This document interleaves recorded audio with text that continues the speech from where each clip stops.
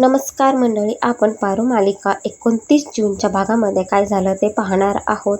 अहिल्याने त्या शूटमध्ये आदित्यला पाहिल्यानंतर खूप जास्त मोठा धक्का बसतो आणि तिथे मग अवॉर्ड देण्यासाठी सांगितलेलं असतं. तर अहिल्या ट्रॉफी हातात घेत नाही. मग श्रीकांत हातात घेतो आणि श्रीकांत म्हणतो की अहिल्या इथे नाही, घरी गेल्यानंतर निवांत बोलूयात, आता इथे तमाशा नको, तू देऊन टाक.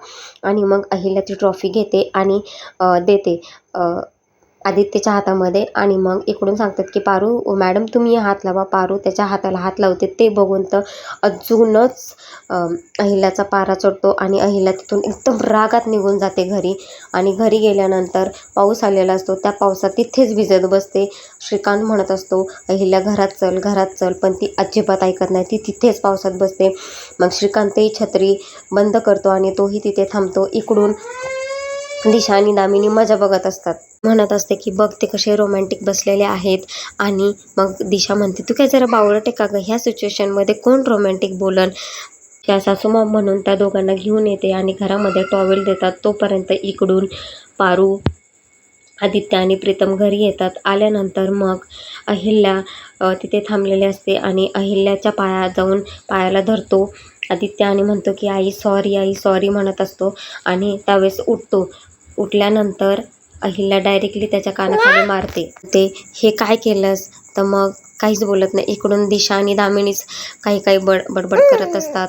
सांगते की वहिनींना त्यांनी माझं काहीच ऐकलं नाही. मी त्यांना म्हणत होते की तुम्ही वहिनींना फोन करा, पण त्यांनी ऐकलं नाही. त्यांनी उलट असं म्हणलं की आम्ही जो डिसिजन घेतोय तोच बरोबर असणार, आईला काय विचारायचं आहे असं म्हणून. आणि मग दिशा प्रीतमजवळ जाते आणि प्रीतू असं का केलं, मला तरी सांगायचं होतं ना, मी ऐकलं असतं किंवा मला तू सांगितलं असतं तर खूप चांगलं झालं असतं असं म्हणते. आणि बोलते की हा सगळा डाव जो आहे ना तो सगळा पारूचा आणि मारुतीचा आहे. कारण आपला आदित्यना खूप गरीब आहे आणि आदित्यला फसवून त्यांना तसं करायचं असेल म्हणून हा सगळं काही केलेलं आहे ते पारूने. मारुती अहिल्यादेवीच्या पायाच्या तिथे जातो आणि खरंच मॅडम मला याच्यातलं काहीच माहीत नाही आहे. मग दामिनी म्हणते नाही नाही यांना माहीत असेल सगळं. आणि मग तो म्हणत असतो की मला या गोष्टीमधलं काहीच माहीत नाही आहे. मग तू कसं काय तिथे येऊन पारूसोबत उभा होतास प्रामाणिकपणे येऊन. तर तो काहीच बोलत नाही, तो शांतच बसतो. आणि उठल्यानंतर पारू म्हणत असते की बा आता उठ ना तिथून.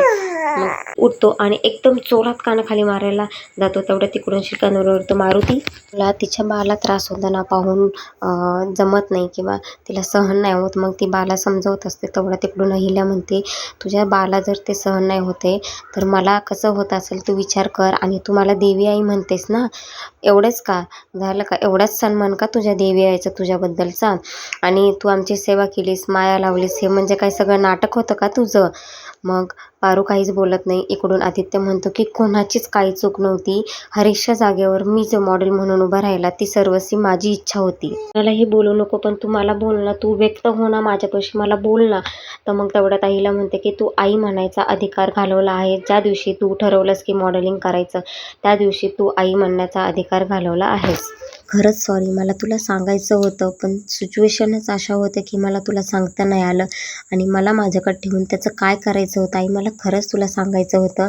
मग अहिल्या म्हणते श्रीकांतला की श्रीकांत बघ तू म्हणत होतंस ना की आदित्य फक्त माझ्यावरच गेला आहे किंवा माझ्या म्हणण्यावरच गेला आहे. माझ्या मनात जरी विचार आला तरी तो आदित्यला कळतो.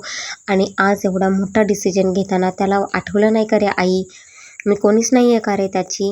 आणि तुला आठवतंय तो 7 वर्षाचा असताना पडला होता, त्याच्या डोक्याला कोच लागली होती. मग मी माझा साडीचा पदर त्याला डोक्याला बांधला होता आणि तो साडीचा पदर तो बरेच दिवस खिशामध्ये घेऊन फिरत होता आणि सगळ्यांना सांगायचं काय मी ह्या आईच्या पदरामुळेच नीट झालेलो आहे. तुला आठवतं का रे श्रीकांत. मग श्रीकांत हा असं डोकं हलवतो आणि हा एवढा मोठा डिसिजन घेताना त्याला एकदा पण आठवलं नाही की मी ही गोष्ट आईला सांगितली पाहिजे. इथेच एपिसोड संपतो. अशाच नवीन अपडेटसाठी चॅनलला लाईक, शेअर, सबस्क्राईब करायला विसरू नका.